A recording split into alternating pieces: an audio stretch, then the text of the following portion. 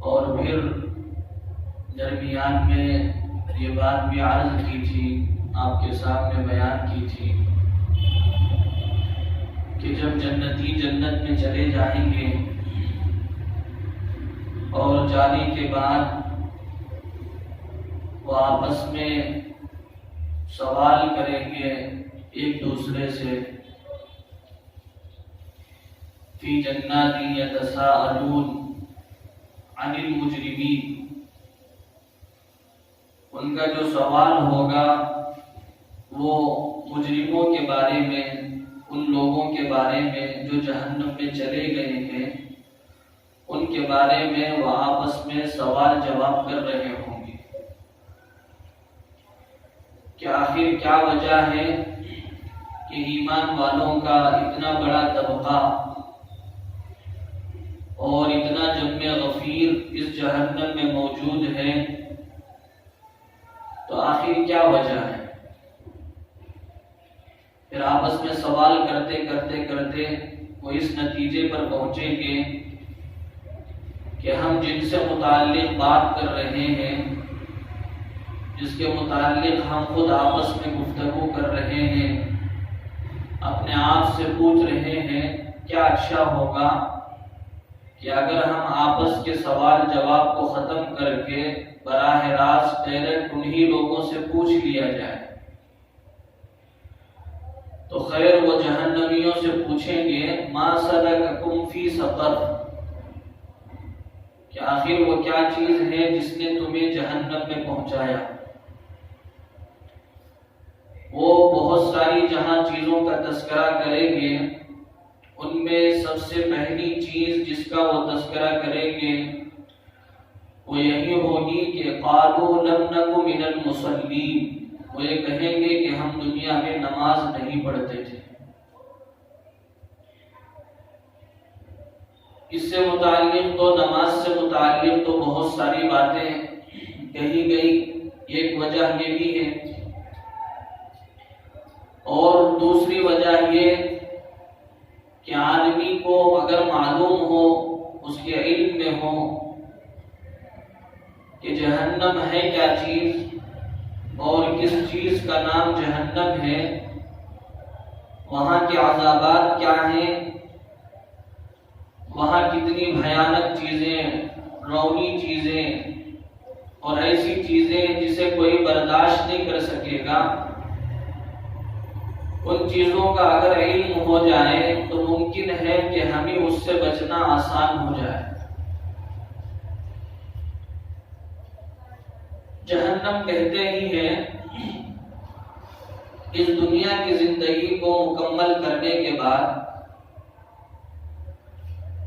چاہے دنیا کا وہ کوئی مذہب کو ماننے والا، کسی بھی دھرم کو ماننے والا انسان ہو، اور کسی ایک مذہب کا وہ انکار کرنے والا ہو اپنے مذہب کی پیروی میں، بہت ساری دوسری چیزوں کو وہ انکار کرنے والا ہی کیوں نہ ہو، لیکن دنیا میں کوئی ایسا انسان عقل مند جس کے اندر عقل ہے، جس کے اندر سمجھ ہے، جسے لوگ عقل مند کہتے ہیں، کوئی عقل مند ایسا نہیں ہوگا جو یہ کہتا ہو کہ مجھے ہمیشہ ہمیشہ اسی دنیا میں رہنا ہے، بلکہ ہر کوئی یہ مانتا ہے، چاہے وہ کسی بھی چیز کا انکار کر دے، اللہ کا انکار کر رہا ہو، رسول خدا صلی اللہ علیہ وسلم کی نبوت کا انکار کر رہا ہو، چاہے وہ قیامت ہی کا انکار کر رہا ہو، کلام مجید کا، کلام پاک کا منکر ہو، رسولوں کی رسالت، نبیوں کی نبوت کا منکر ہو، لیکن دنیا میں جسے عام انسان ایک عقل مند آدمی سمجھتے ہیں، کوئی عقل مند ایسا نہیں ہوگا جو اپنی موت کا انکار کرے، کوئی ہوگا؟ اس لیے کہ اتنے واقعات اس نے اپنی زندگی میں دیکھے ہیں کہ اس زندگی میں ان واقعات کے دیکھنے کے بعد آدمی کے لیے انکار کی گنجائش باقی نہیں رہتی، انکار کی گنجائش ہی نہیں ہے۔ تو لیس الخبر کالمعائنہ، ایک چیز وہ جو خبر ہے جو آدمی کو یہ بات کہہ رہا ہے، ایک چیز وہ کہ جس کو آدمی نے خود دیکھا۔ ایک بات ہے کہ میں یہ کہوں کہ اس چیز میں نفع ہے، آپ وہ زیادہ کریں گے، اس میں اپنی زندگی کا وقت لگائیں گے، یہ ایک وہ چیز جس کا نفع آپ نے خود اپنے ہاتھوں سے کمایا اس میں صرف کریں گے۔ ظاہر سی بات ہے کہ جس کا نفع خود آپ نے اپنی آنکھوں سے دیکھا، اس کا نفع آپ نے کمایا، اس چیز سے آپ نے نفع اٹھایا، اسی پر آپ کا وقت لگے گا، آپ کا مال لگے گا۔ تو خیر یہ بات کہ جس چیز کو انسانوں نے دیکھا کہ اس کے سامنے اس کے بچے بھی جا رہے ہیں، اس کے ماں باپ بھی دنیا چھوڑ کے جا رہے ہیں، اس کے بہن بھائی رشتہ دار بھی دنیا سے الوداع کہہ رہے ہیں، تو یہ ایسی چیز ہے، اس کو اتنا انسان نے دیکھا ہے کہ جس کی وجہ سے کسی صحیح آدمی کے لیے، کسی منصف آدمی کے لیے، انصاف پر چلنے والے آدمی کے لیے اس بات کی ہرگز گنجائش باقی نہیں رہتی کہ وہ موت کا انکار کرے۔ اب وہ جو موت کا انکار نہیں کرتا، اور بالکل نہیں کرنا چاہیے، تو اب اس دنیا سے جانے کے بعد، موت کے بعد ایک ہمیشہ ہمیشہ کی زندگی ہے۔ وہ زندگی کے 3 حصے ہیں۔ جو دنیا کی زندگی کو ختم کرنے کے بعد جو ہمیشہ ہمیشہ کی زندگی ہے، اس زندگی کے 3 حصے ہیں۔ ایک حصہ جو کامل ایمان والے ہیں، کامل یقین والے ہیں، ان کے لیے جنت کی شکل میں وہ زندگی ہے۔ دوسرا حصہ جو اللہ کے منکر ہیں اور اللہ کا انکار کرنے والے اور رسولوں کی رسالت کا انکار کرنے والے، اللہ کی کتابوں کا انکار کرنے والے، اللہ کے فرشتوں کا انکار کرنے والے، اور بعض بعد الموت کا انکار کرنے والے، موت کے بعد دوبارہ اٹھائے جانے کا انکار کرنے والے، یہ وہ لوگ ہیں جن کے لیے ہمیشہ ہمیشہ کی جہنم ہے۔ اب درمیان میں ایک طبقہ ہے جو ہم مسلمانوں کا، ایمان والوں کا، ہمارے لیے ایک تیسرا درجہ ہے۔ اللہ کرے کہ پہلے درجے میں رکھے، اس لیے کہ جہنم کے متعلق بعض دفعہ یہ شیطان احساس دلاتا ہے کہ کیا ہو جائے گا، چند سال جہنم کو برداشت کر لیں گے۔ بعض دفعہ شیطان یہ احساس دلاتا ہے۔ اللہ ہم سب کی حفاظت فرمائے، پورے مسلمانوں کی حفاظت فرمائے، اور ہر ایک کو اللہ تعالیٰ جہنم سے محفوظ فرما کر جنت کا داخلہ نصیب فرمائے۔ اس لیے کہ جہنم بڑی بھیانک جگہ ہے، بڑی سخت جگہ ہے، اور دنیا کے متعلق حضرات علماء نے فرمایا، دنیا کی زندگی جسے ہم حقیقی زندگی سمجھتے ہیں، اصل زندگی سمجھتے ہیں، یہ زندگی یوز اینڈ تھرو ہے۔ کیا ہے؟ یوز اینڈ تھرو، کہ اللہ تعالیٰ نے آزمائش کے لیے اسے یوز کیا ہے، بس آزمائش کے لیے، پھر اللہ اسے پھینک دیں گے۔ نبیوں کو بھیجا، رسولوں کو مبعوث کیا، اللہ تعالیٰ نے جو عالم ارواح میں کہا تھا الست بربکم، کہ میں تمہارا پالنہار نہیں ہوں، تو قالوا بلا، سب نے یہ کہا تھا کہ کیوں نہیں، آپ ہی ہمارے پالنہار ہیں۔ اس وقت فرشتے موجود تھے، اس وقت جنت جہنم کے مناظر سامنے تھے، اللہ کی الوہیت، اللہ کی بادشاہت، اللہ کی پکڑ، اللہ کا عرش سامنے تھا، وہاں اس کی طاقت، اس کا دبدبا، اس کی ہیبت، اس کا جلال، جیسے کوئی بادشاہ کے سامنے ہوتا ہے تو بادشاہ یہ کہتا ہے، پوچھتا ہے اس سے کہ کیا میں تمہارا بادشاہ نہیں ہوں؟ تو وہ کہتا ہے کہ آپ بھی ہمارے بادشاہ ہیں۔ لیکن اگر اس بادشاہ سے اسے کوئی تکلیف پہنچی ہو، یا یہ ہے کہ اس آدمی سے متعلق کوئی ایسی بات بادشاہ سے پیش آ گئی ہو جو اس کے جی کو نہیں بھاتی، اسے اچھی نہیں لگتی، اور وہ اکیلا رہتا ہے، ونٹی زندگی گزار رہا ہے، اکیلا زندگی گزار رہا ہے، تو پھر اس سے پوچھا جائے، وہ گالیاں دیتا ہے، وہ انکار کرتا ہے۔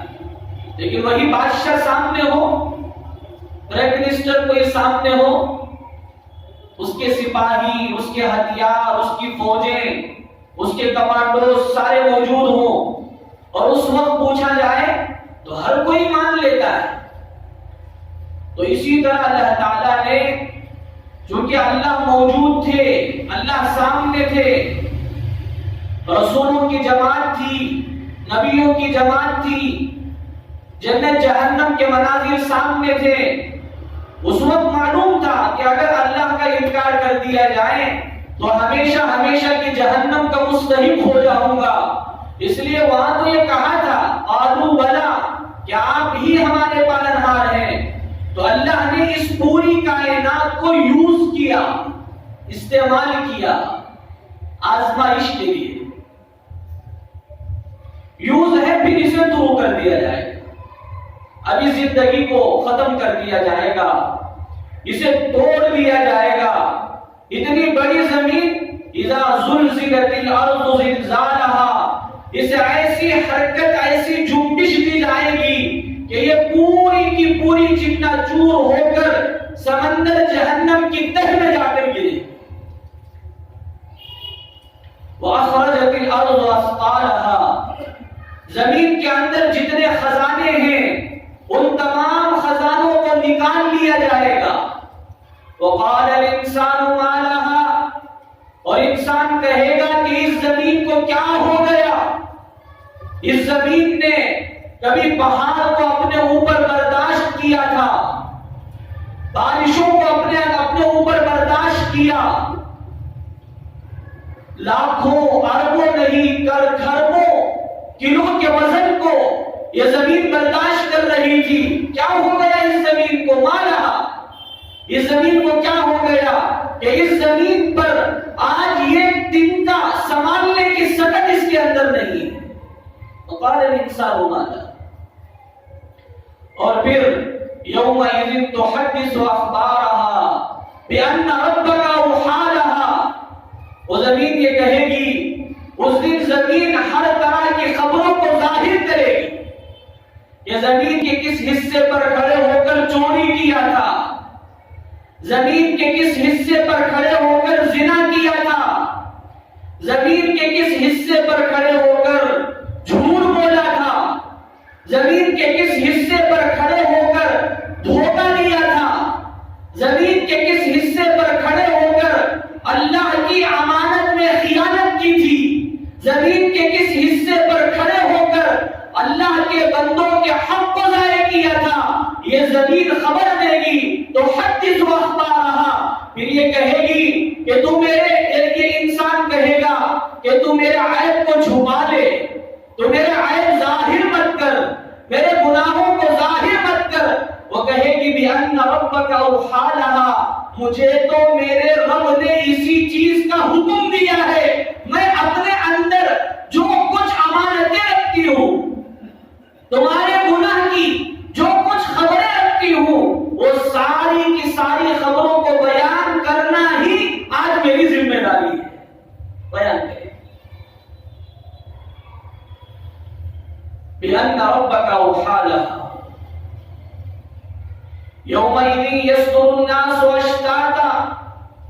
لِيُرَوْا أَعْمَالَهُمْ، کہ جس دن انسان نکلیں گے اپنے اپنے اعمال کو دیکھنے کے لیے کہ کیا کیا. فَسَوْفَ تَرَىٰ إِذَا انكَشَفَ الْغُبَارُ أَفَرَسٌ تَحْتَ رِجْلِكَ أَمْ حِمَارُ، اس دن معلوم ہوگا کہ ہم گھوڑے پر سوار تھے یا گدھے پر سوار تھے.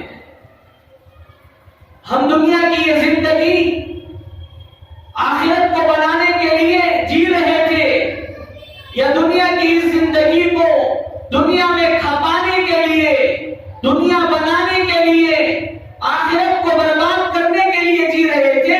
اس دن سب کو پتہ چل جائے گا، سب کو معلوم ہو جائے گا.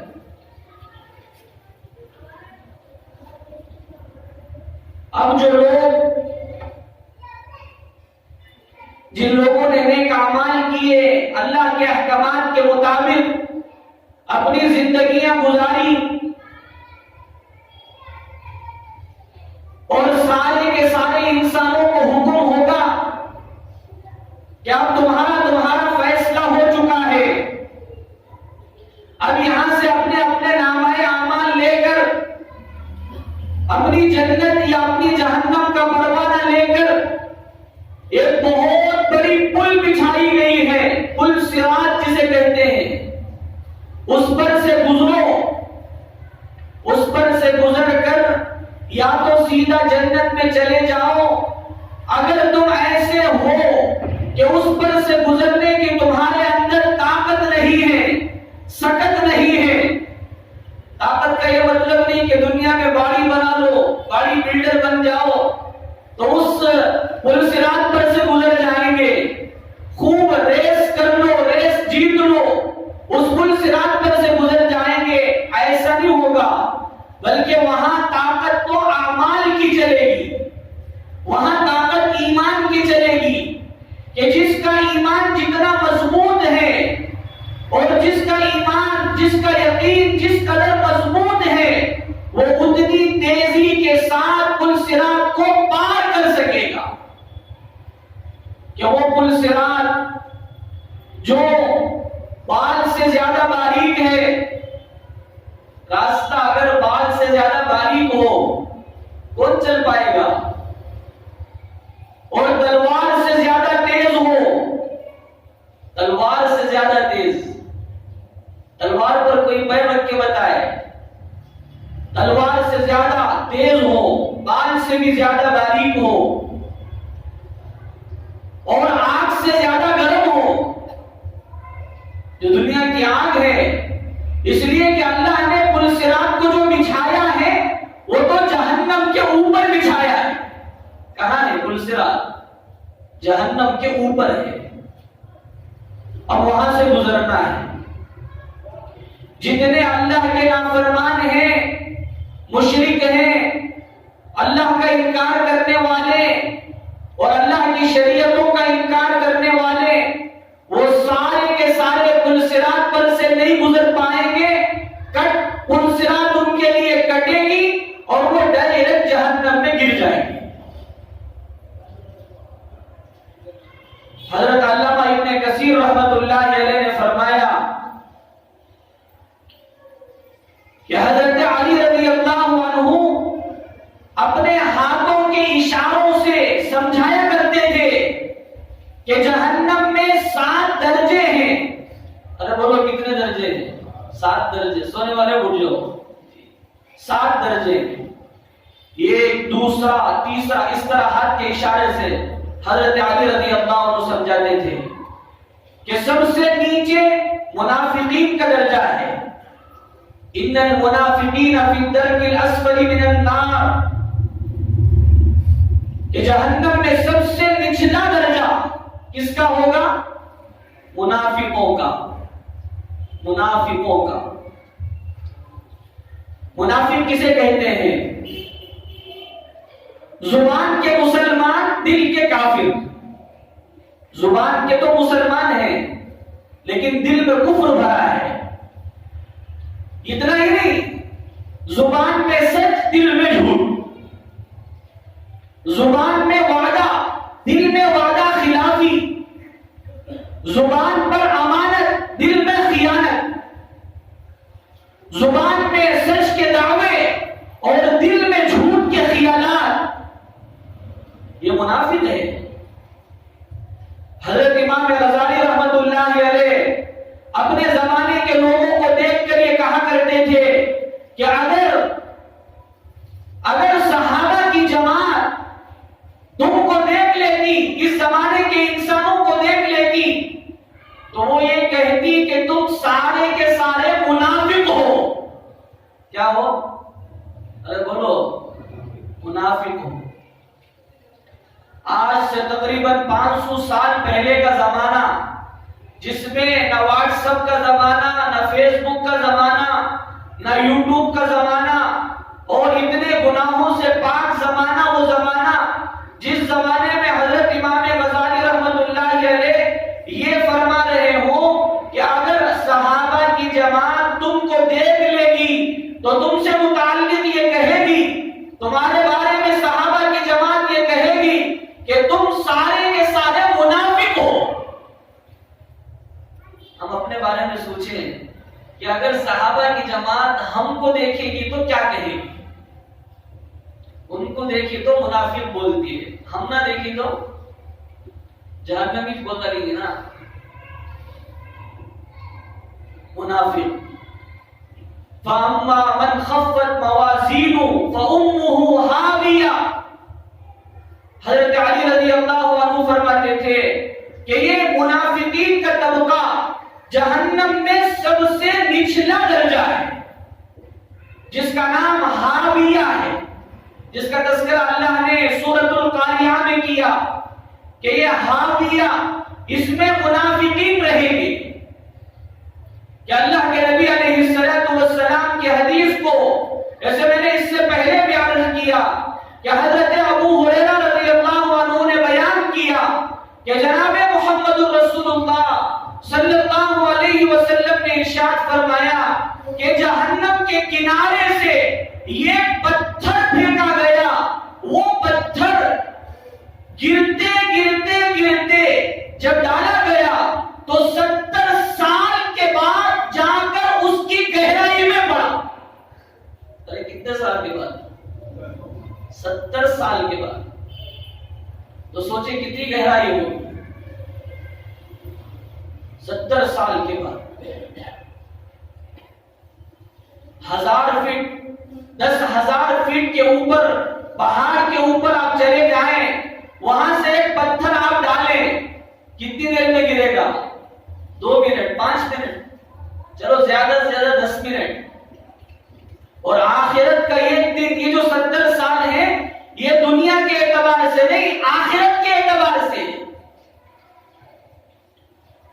کان مقدارہ 50,000 سنہ، کہ آخرت کا ایک دن دنیا کے 50,000 سال کے برابر۔ مقدارہ 50,000 سنہ، 50 دن نہیں، 50 سال نہیں، 50,000 سال کا وہاں کا ایک دن ہوگا۔ کان مقدارہ 50,000 سنہ۔ اب وہ ڈالا گیا پتھر جہنم کی تہ میں گرتے گرتے گرتے، جسے 70 سال لگے، وہ گہرائی کتنی، وہ ڈیپ کتنا زیادہ ہوگا کہ جس پہ پتھر گرتے گرتے 70 سال لگ رہے ہیں۔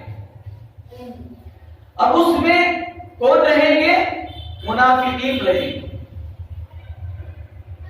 پھر حضرت علی رضی اللہ عنہ نے ہاتھ کے اشارے سے فرمایا کہ سب سے نیچے جہنم میں ہاویہ ہے، اس میں منافقین رہیں گے، اس سے ایک طبقہ اوپر جس میں مشرکین رہیں گے، اس میں کون رہیں گے؟ ارے بولو، مشرکین، شرک کرنے والے، اللہ کے ساتھ دوسروں کو شریک کرنے والے۔ اللہ بھی اولاد دیتی، انہوں بھی دیتی، وسیلہ ضرور مانگیے، وسیلہ مانگ سکتے ہیں، لیکن یہ عقیدہ رکھنا کہ یہ اولاد دینے کے لیے خاص ہے، یہ تو کفار کا عقیدہ ہے کہ وہاں ان کے 360 بت تھے، جن میں سے ایک کے بارے میں یہ عقیدہ تھا کہ یہ تو بارش کا خدا ہے، یہ بارش کا خدا ہے، یہ پیسوں کا خدا ہے، یہ لکشمی دیوی ہے، اسی کا نام لکشمی دیوی۔ ارے لکشمی کی پوجا کیوں کرتے ہیں؟ پیسوں کے لیے۔ پیسے خوب رہے تو لکشمی کی پوجا بند ہو جاتی ہے۔ الگ الگ خدا ہے، کسی کا ہبل، کسی کا صفا، یہ عزا پہ وہ نائلہ پر فدا تھا۔ اسی طرح گھر گھر نیا خدا تھا، ہر گھر میں اپنا نیا خدا، قبیلے کا یہ خدا، خاندان کا یہ خدا، برادری کا یہ خدا، اس طرح الگ الگ گھر کے لیے ان کے اپنے خدا بنے ہوئے تھے۔ تو جو اللہ کے ساتھ شریک کرنے والے اللہ کو بھی خدا مانتے ہیں اور اللہ کے غیر کو بھی خدا مانتے ہیں، ایسے لوگوں کو اللہ جہنم میں چھٹے درجے میں رکھے گا۔ منافقین ہیں تو ان سے اوپر، اس کا نام ہے جہیم، ان الفجار لفی جہیم۔ یہ منافقوں سے اوپر رہیں گے، اس سے اوپر مجوسی رہیں گے۔ حضرت علی رضی اللہ عنہ نے فرمایا کہ اس سے اوپر مجوسی کا تو آگ کی پوجا کرنے والے، آگ کی پوجا۔ اور آج ہمارے بچوں کو جو سوریہ نمسکار کرایا جا رہا ہے، ہمارے بچے نے اگر سوریہ نمسکار کیا اور وہ توبہ کرے بغیر مر گیا، یہ ہمارا بچہ بھی مجوسیوں کے ساتھ رہے گا۔ اب مذاق میں لے رہے، ہلکے میں لے رہے، معمولی سمجھ رہے۔ ہمارے اسکولوں کا نظام جہاں ایک مرتبہ ہمارا بچہ جاتا ہے، آپ دل پر لکھ کر اس بات کو لے کر چلے جائیے، ہمارے بچے کا ایمان بچنا 1000 دفعہ نہیں، کروڑ دفعہ کے بعد بھی میں کہوں گا کہ ہرگز ممکن نہیں کہ ہمارے بچے کا ایمان بچ جائے۔ آپ روزانہ جائزہ لیں، وہ آگ کی بھی پوجا، آگ کے اندر چونکہ گرمی ہے، حرارت ہے، وہ یہ کہتے ہیں کہ آگ کی پوجا کرو چاہے سورج کی پوجا کرو، دونوں ایک ہیں۔ یہ دونوں کے دونوں، گرمی کی پوجا کرنے والے، روشنی اور آگ کی پوجا کرنے والے، یہ جہنم میں منافقوں مشرکوں کے بعد تیسرے درجے میں یہ رہے گی۔ پھر آگے حضرت علی رضی اللہ عنہ نے فرمایا اس سے اوپر ایک طبقہ ہے جو ہمارے ملک کے بہت سارے بچے دیگر ممالک میں رہتے ہیں، کوئی جاپان چلے گیا، کوئی لندن چلا گیا، کوئی امریکہ چلا گیا، US چلا گیا، دنیا کے ملکوں میں چلے گئے، وہاں جا کر وہاں کی تہذیب، وہاں کا کلچر، وہاں کی ثقافت کو انہوں نے دیکھا، اور 100 میں سے 90% ہمارے ملک کے بچے جو باہر ممالک میں ہیں، ان کا حال یہ ہے کہ وہ ملک کو آنے کے بعد یہ کہتے ہیں کہ ہمیں کوئی مسلک نہیں چاہیے، ہمیں تو بس یہ ہے کہ ہم کسی کو نہیں مانتے، یہ ہم سب کو مانتے۔ لا مذہب جسے کہتے ہیں، یہ بہت بڑی وبا ہے، بہت بڑا روگ ہے اس وقت کا، کہ اس وقت میں یا تو ہمارے بچے، پڑھے لکھے بچے، ایجوکیٹڈ بچے، وہ یہ کہتے ہیں کہ بھئی ماننا ہو سب کو مانو، چھوڑنا ہو سب کو چھوڑ دو۔ یہ شرک سے آگے بڑھ کر شرک بھی ہے، اور اس کے علاوہ سارے مذہبوں کو مانو، کسی پر عمل نہ کرو۔ تو یہ لا دینیت، لا مذہبیت، یہ جہنم میں نیچے کے اعتبار سے یہ 4تھے نمبر پر ہوں گے، جسے سعیر کہا گیا، اس سے نیچے سقر، اس کے اوپر سعیر، اور اس کے اوپر خطمہ ہے، خطمہ۔ ارے سمجھ میں آ رہا ہے؟ سب سے نچلا درجہ، جہنم کے 7 درجے ہیں، ہر درجے کے درمیان حدیث میں آپ نے فرمایا کہ 70 سال کی مسافت کے بقدر دوری ہوگی۔ یہ وہاں سے دوسرے اس میں آنا کا تو 70 سال جانا، پھر دوسرے سے تیسرے میں آنا تو 70 سال جانا، نیچے سے اوپر کوئی آنا چاہے تو 70 سال کی مسافت، 70 سال کی مسافت، کتنی گہرائی ہوگی. اس سے اوپر خطمہ ہے جس میں اللہ تعالیٰ نصرانیوں کو رکھیں گے. نصرانی حضرت جناب محمد رسول اللہ صلی اللہ علیہ وسلم کے آ جانے کے بعد اب حضرت کی نبوت چلے گی قیامت تک. حضرت جناب محمد رسول اللہ صلی اللہ علیہ وسلم کے علاوہ کسی کی نبوت نہیں چل سکتی. لیکن اگر یہ کوئی کہتا ہے کہ میں پہلے بھی حضرت عیسیٰ کو مانتا تھا، آج بھی حضرت عیسیٰ کو مانتا ہوں، تو پھر یہ کافر مرا ہے، یہ تو مرنے کے بعد جہنم میں جائے گا. آج چاکلیٹیں دے کر پتہ نہیں کتنی چیزیں فراہم کر کے، ابھی چند دن پہلے اسی ہفتے میں ایک بچے سے ملاقات ہوئی، اس نے کہا کلمہ پڑھو. وہ بچہ لا الہ الا اللہ محمد رسول اللہ کی جگہ لا الہ الا اللہ عیسیٰ روح اللہ پڑھ رہا تھا کہ حضرت عیسیٰ اللہ کے روح ہیں. وہ اس زمانے میں کلمہ درست تھا، لیکن اس زمانے میں کلمہ یہی ہے کہ لا الہ الا اللہ محمد رسول اللہ پڑھا جائے. وہ بچہ اتنا چھوٹا تھا کہ اس کلمے کو نہ سمجھ سکتا تھا، نہ صحیح طور پر اس کا مفہوم جانتا تھا. اس سے پوچھا گیا بیٹا تمہیں کس نے سکھایا؟ وہ کہنے لگا کہ میری ٹیچر نے مجھے میرا پسندیدہ چاکلیٹ دیا، جس کے نتیجے میں میں نے یہ کلمہ سیکھ لیا. اگر اب اسی کلمے پر اس کی پروان چڑھی، وہ بڑھتا چلا گیا، بڑھتا چلا گیا. آپ اچھی طرح اس بات کو سمجھ لیں، ساری دنیا کے ڈاکیومنٹس میں اس کا نام مسلمان ہو، اللہ کے فہرست میں ہرگز وہ مسلمان نہیں ہے. فکر کرنے کی ضرورت ہے، مکاتب کے نظام کو مضبوط کرنے کی ضرورت ہے. تو وہ وہاں رہیں گے خطبہ میں.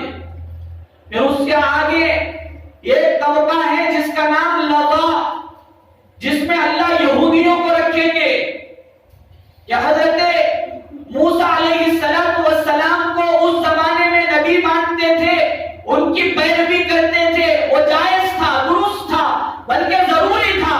لیکن اس امت میں پیدا ہو جانے کے بعد، حضرت جناب محمد رسول اللہ صلی اللہ علیہ وسلم کے آ جانے کے بعد، اب کسی نبی کی نبوت کو ماننا تو ہے لیکن ان کی پیروی نہیں ہے. کہ حضرت عمر بن خطاب رضی اللہ عنہ نے اللہ کے نبی علیہ السلام کے سامنے تورات کے کسی حصے کو پڑھا اور پڑھتے چلے گئے. اللہ کے نبی علیہ السلام کے چہرے کا رنگ بدل گیا، آپ غضبناک ہو گئے. تو حضرت صدیق اکبر رضی اللہ عنہ نے حضرت عمر کو ڈھونک ماری. یہ کہا کہ حضور کے چہرے کو نہیں دیکھتے، کہ حضور کے چہرے کا رنگ بدلا جا رہا ہے. تو حضرت عمر رضی اللہ عنہ نے یہ کہا رضیت باللہ ربا وبالاسلام دینا وبمحمد النبی صلی اللہ علیہ وسلم. میں راضی ہوں اس بات پر کہ اللہ میرا رب ہے، مذہب اسلام میرا دین ہے، اور آپ میرے نبی ہیں. مجھے اس پر رضامت دی ہے. میں ایسے ہی بس پڑھ رہا تھا تو اللہ کے نبی علیہ السلام نے فرمایا اے عمر اچھی طرح اس بات کو سن لو، لو کان موسیٰ حیا لما وسعہ الا اتباعی. اگر حضرت موسیٰ بھی اس وقت زندہ ہوتے، ان کی بھی نجات میری اتباع کے بغیر نہ ہوتی. اگر وہ یہ چاہتے کہ حضرت موسیٰ نجات پالے، جب کسی نبی کی بات جو سابقہ انبیاء میں سے ہے، بس ان کے نبوت کو ماننا ہے، ان کی پیروی، ان کی شریعت کے کسی حکم پر عمل کی گنجائش نہیں ہے، تو پھر چیز آئے کہ اپنے نبی کی نبوت کا انکار کر کے کوئی آدمی یہودی بن جائے تو اللہ تعالیٰ اسے جہنم میں ڈالیں گے. پھر اسی طرح آگے حضرت علی رضی اللہ عنہ نے فرمایا 7واں درجہ جو جہنم پلسرات کے سب سے نیچے ہے، پلسرات سے کٹنے کے بعد جو جتنے لوگ گریں گے، اگر وہ ایمان والے ہیں، اگر وہ یہودی ہیں، اگر وہ نصرانی ہیں، اگر وہ لامذہبیت والا کوئی آدمی ہے، پلسرات پر سے کٹے گا، ایمان کی بنیاد پر وہ وہاں رک جائے گا، جہنم میں گرے گا، دوسرے طبقے میں نہیں آئے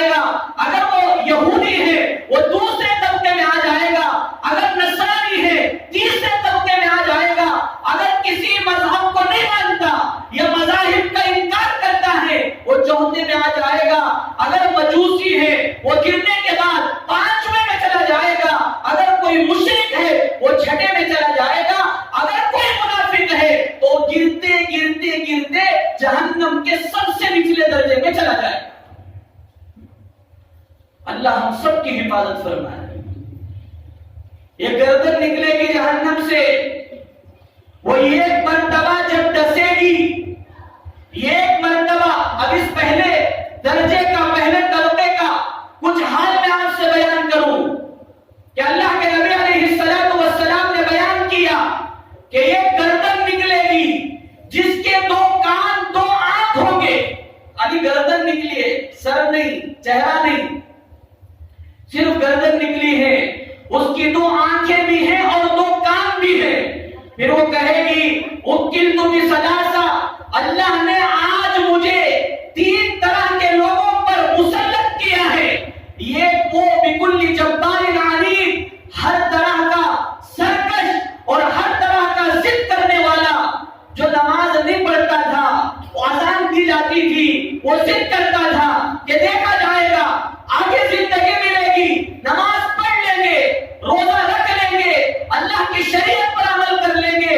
ایسے ہر حق دھرم انسان کو ضد کرنے والا، نافرمانی میں آگے بڑھتا چلا جانے والا، اس پر اس گردن کو مسلط کیا جائے گا. اس کا عالم یہ ہوگا کہ وہ ایک مرتبہ ڈسے گی. اس کا حشر بیان کیا کہ اگر اس کا ایک قطرہ زمین پر پڑ جائے، اللہ کے نبی علیہ السلام صحابہ سے کہہ رہے تھے اتقوا النار اتقوا النار، آگ سے بچو، آگ سے بچو. اچانک اس گفتگو کے درمیان حضرت جبرائیل تشریف لائے. حضرت جبرائیل جب آئے، ان کا چہرہ بدلا ہوا تھا. اللہ کے نبی علیہ السلام نے پوچھا یا جبرائیل ما بالک، کیا ہو گیا تمہیں، کیا ہو گیا کہ جب بھی آتے یا تو بشارتیں لے کر آتے، وعیدیں لے کر آتے، لیکن آج کوئی خاص بشارت بھی نہیں، کوئی خاص وعید بھی نہیں، لیکن یہ ہے کہ تمہارے چہرے کا رنگ بدلا ہوا ہے، بہت زیادہ پریشان ہو، کیا بات ہے؟ تو اللہ کے نبی علیہ السلام سے حضرت جبرائیل نے کہا والذی بعثک بالحق، اس ذات کی قسم جس نے آپ کو حق دے کر بھیجا، جس نے آپ کو قرآن دے کر مبعوث کیا، جس نے آپ کو سچی شریعت دے کر بھیجا ہے، اس ذات کی قسم میں اس جہنم کے مناظر کو دیکھ کر آ رہا ہوں جس کا تذکرہ آپ نے صحابہ سے کیا. اس جہنم کو میں نے دیکھا کئی دنوں سے، کئی سالوں سے، صدیوں سے میں دیکھتا چلا رہا ہوں. لگاتار 1000 سال تک اس آگ کو جلایا گیا تو وہ آگ لال ہو گئی. پھر آگے فرمایا اس آگ کو پھر 1000 سال تک جلایا گیا. اس 1000 سال تک جلانے کی وجہ سے وہ آگ لال سے وائٹ ہو گئی، سفید ہو گئی. پھر 1000 سال تک مزید اس آگ کو جلایا گیا. 3000 سال تک لگاتار جلانے کی وجہ سے، اے اللہ کے نبی آپ پر ساری دنیا کی جانیں قربان ہو جائیں، فدا ہو جائیں، وہ آگ 3000 سال تک جلانے کے بعد کالی رات، اندھیری رات سے زیادہ کالی ہو گئی ہے، اور اللہ نے آج اس کو اسی حالت میں رکھا ہے. وہ آگ بہت زیادہ کالی ہے. نار اللہ الموقدہ، پھر آگے بیان کیا وہ آگ ایسی ہے، جہنم کی آگ وہ ایسی آگ ہے جس آگ کو میں دیکھ کر آیا ہوں. والذی بعثک بالحق، جس نے آپ کو حق دے کر مبعوث کیا، بھیجا ہے. اگر اس جہنم کا یہ قطرہ زمین پر پڑ جائے، ساری دنیا میں جتنی فصلیں ہیں وہ ساری کی ساری فصلیں تباہ و برباد ہو جائیں. جتنا اناج ہے، جتنا غلہ ہے، زمین کی کھیتیوں پر کاشتکار جتنا کاشتکاری کرنا چاہتے ہیں، جتنا اناج غلہ موجود ہے، اگر اس جہنم کا یہ قطرہ اس پر ڈال دیا جائے، ساری دنیا کی فصلیں تباہ و برباد ہو جائیں. پھر آگے کہا اس میں نے سلاسل دیکھے، بیڑیاں دیکھی، ہتھکڑیاں دیکھی. اگر والسلاسل یسحبون، جس کے ذریعے جہنمیوں کو کھینچا جائے گا، اے اللہ کے نبی ان ہتھکڑیوں میں، ان بیڑیوں میں، پوری بیڑی کو نہیں، پوری ہتھکڑی کو نہیں، اگر اس کے یہ کڑے کو زمین پر پھینک دیا جائے وہ اتنا خطرناک اور اتنا تیزی کے ساتھ زمین کے اندر جائے گا کہ ساتوں زمینوں کو پھاڑتے ہوئے وہ تہ میں چلا جائے گا. یہ جہنم کی آگ ہے. اور بھی بے شمار چیزوں کو بیان کیا. پھر کہا والذی بعثک بالحق، اس ذات کی قسم جس نے آپ کو حق دے کر بھیجا. اس جہنم کو میں دیکھ کر آیا ہوں جس جہنم کو 70 فرشتوں نے لگام لگا کے پکڑا ہے اور ہر فرشتے کے نیچے اس کے آس پاس 70 فرشتے بڑے بڑے لگاموں کو پکڑے ہیں اور اس لگام کو دیگر فرشتے جنہوں نے پکڑے ہیں ہر لگام کو 70,000 فرشتوں نے پکڑا ہے. کتنے ہزار فرشتے؟ 70,000. 4 ارب 90 کروڑ فرشتوں نے. حدیث میں لکھا، محدثین نے بیان کیا کہ جہنم کو 4 ارب 90 کروڑ فرشتوں نے پکڑا ہوا ہے. پھر آگے کہا کہ اگر اس میں کا ایک فرشتہ، پورے فرشتے نہیں، ایک فرشتہ اگر انسانوں کے سامنے آسمان سے اگر اس کے چہرے کو ظاہر کر دیا جائے، صرف اس کے چہرے کو ظاہر کر دیا جائے، اس کے چہرے کی بھیانک پن کی وجہ سے اور اس کی بدبو کی وجہ سے اس وقت پوری دنیا میں جتنے انسان ہیں وہ سارے کے سارے انسان اس کے چہرے کے بھیانک پن کی وجہ سے سارے کے سارے مر جائیں. اللہ ہم سب کی حفاظت فرمائے. ارے بولو آمین، بولو آمین. پوری انسانیت کی حفاظت فرمائے. نار اللہ الموقدہ، اللہ کی جلائی ہوئی آگ، التی تطلع علی الافئدہ، جو سیدھا دلوں تک جائے گی. دنیا کی آگ کیا ہے کہ آدمی کے جسم پر لگتی ہے، آدمی کا دل محفوظ رہتا ہے، دل تک آگ جاتی نہیں، اس سے پہلے انسان مر جاتا ہے. لیکن جہنم کی آگ وہ آگ ہوگی کہ بدن پر لگی، بدن جل گیا، حتیٰ کہ دل بھول گیا ہے، اس کے باوجود آدمی زندہ ہے. لا يموت فيها ولا يحيا، نہ وہاں موت رہے گی، نہ آدمی مر سکے گا، نہ وہاں جی سکے گا. لا يموت فيها ولا يحيا. هنالك تبلو كل نفس ما اسلفت. اور ایک دوسری جگہ فرمایا هنالك تدعو ثبورا. جہنمی سارے کے سارے اپنی موت کو پکاریں گے. یہ کہیں گے کہ اسرائیل کہاں چلا گیا، آ جائے، میری روح کو نکال کر لے چلا جائے، میری موت واقع ہو جائے. لیکن موت آئے گی نہیں. کلما نضجت جلودہم بدلناہم جلودا غیرہا لیذوقوا العذاب. جب بھی اس کی چمڑی گل جائے گی، اس کی چمڑی بھول جائے گی، اللہ دوسری چمڑی پہنائیں گے تاکہ اس کو دوبارہ عذاب چکائے. کلما نضجت جلودہم بدلناہم جلودا غیرہا لیذوقوا العذاب. ہم دوسری چمڑی سے اس کی چمڑی کو بدل دیں گے. آج اگرچہ کہ تکبر کرنا آسان ہے، آج یہ کہنا آسان ہے کہ پتا سلطان پور ہم بڑے ہیں، ہم بادشاہ کے بیٹے ہیں، ہم وزیر اور فلاں کے بیٹے ہیں. دعویٰ کرنا اپنی دینداری کے سب آسان ہے، لیکن اللہ کی اس جلائی ہوئی جہنم سے بچنا ضروری ہے. اتنے جہنمی جہنم میں چلے جائیں گے. حدیث میں آپ نے فرمایا کہ جہنم میں جگہ نہیں ہوگی. آج ہم سوچتے ہیں ہمیں ایمان والے بچ جاتی، کیا بھی نہیں، نمازاں بھی پڑھ لینی، سب ہے، سب ہو رہا ہے، ہم بچ جائیں گے. اللہ کے نبی علیہ السلام نے فرمایا جہنم اس قدر بھری ہوئی ہوگی، اس قدر بھری ہوئی ہوگی کہ جب جہنم میں آخر میں انسانوں کو ڈالا جائے گا، اس قدر جہنم بھری ہوئی ہوگی اور ایسی سختی کے ساتھ اسے ڈالا جائے گا جیسے کوئی دیوار ہوتی ہے، دیوار میں نیک ڈالی جاتی ہے. ارے ایک نیک مارتی دیوار میں آسانی کے ساتھ چل جاتی ہے، خالی رکھتی چل جاتی. کیا کرنا پڑتا ہے؟ ہتھوڑی سے مارتے ہیں، اس کے بعد پوری سختی کے ساتھ وہ نیک دیوار میں گھستی ہے. اللہ کے نبی علیہ السلام نے مثال دے کر فرمایا جس سختی کے ساتھ دیوار میں پوری کی پوری دیوار کے اندر کوئی سوراخ، کوئی جگہ باقی نہیں ہے جس میں نیک کو رکھ دیا جائے، بلکہ سارا کا سارا وہ ملبے سے بھرا ہوا ہے.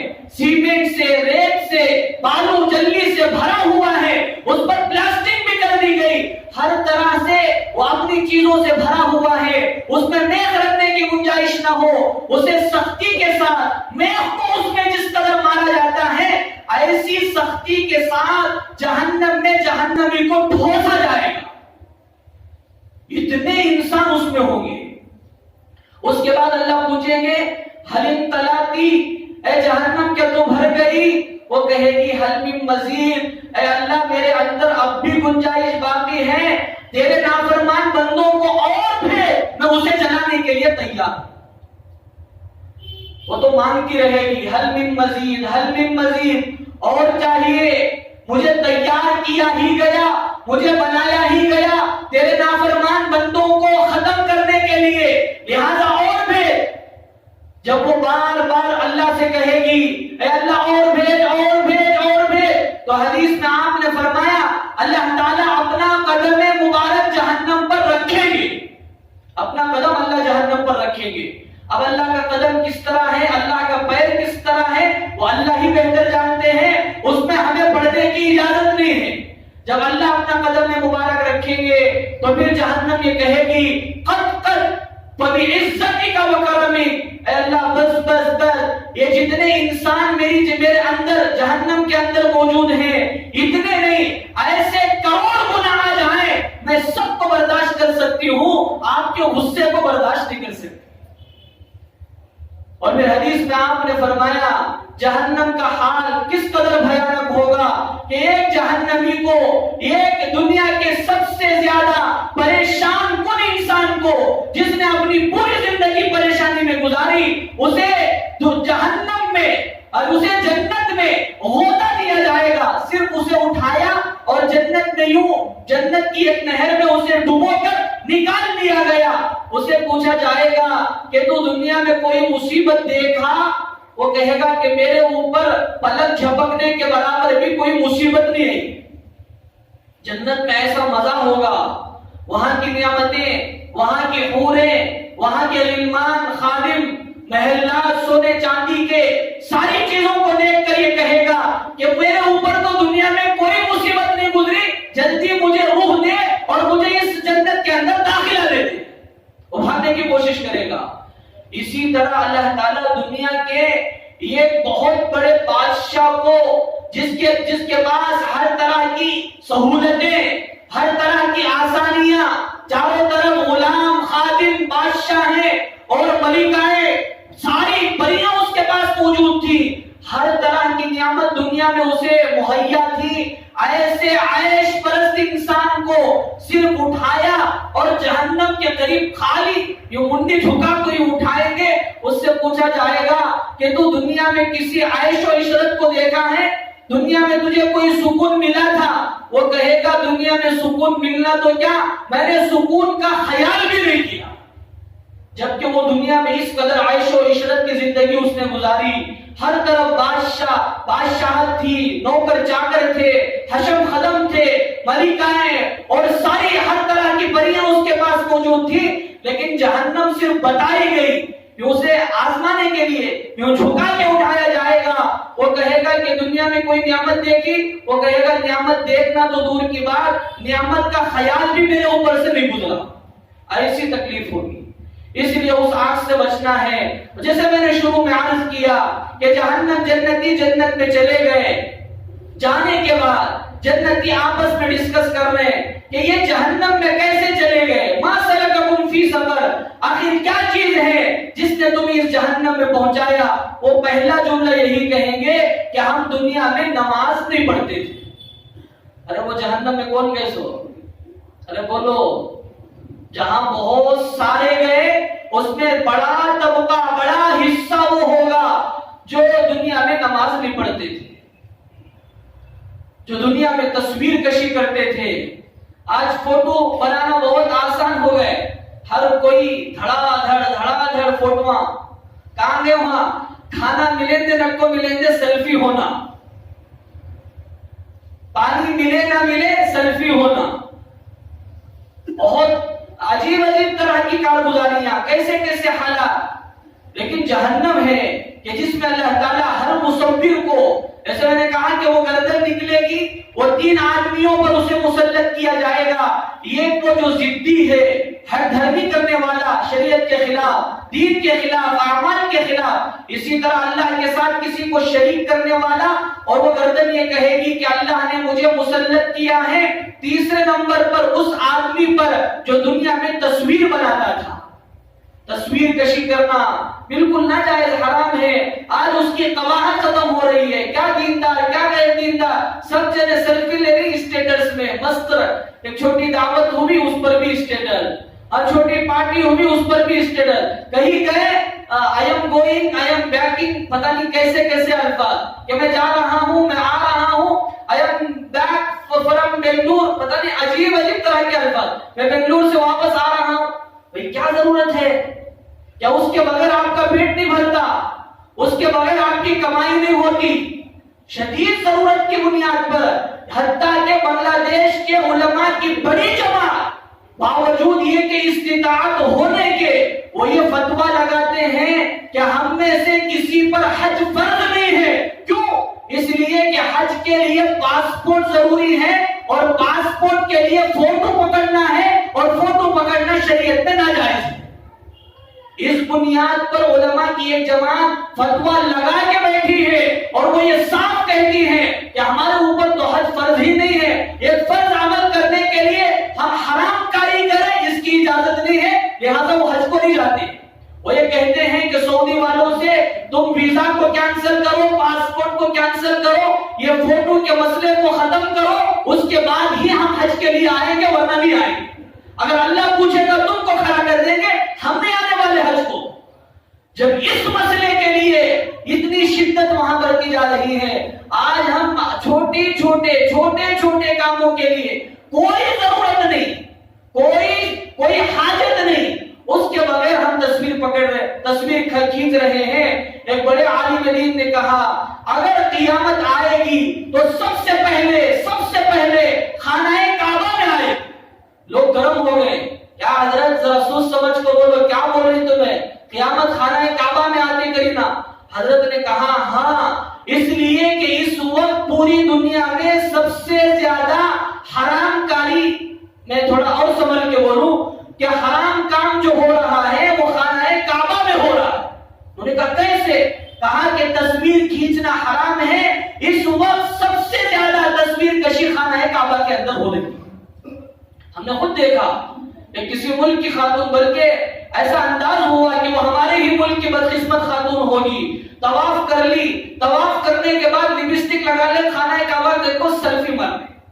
کیا بھی حرام، تصویر کھینچنا بھی حرام، اور اس میں لپسٹک، خنزیر کی چربی جس میں ملی ہوئی ہے، بعض ملکوں میں اسی کا استعمال ہے، وہ جائز تو نہیں ہے. ہم کوئی ایسی ہے جس میں وہ چیز ملی ہوئی نہیں ہے، اور جس میں وہ چیز ملی ہوئی نہیں ہوتی اس میں کلر بھی نہیں آتا، اس میں حسن ظاہر بھی نہیں ہوتا.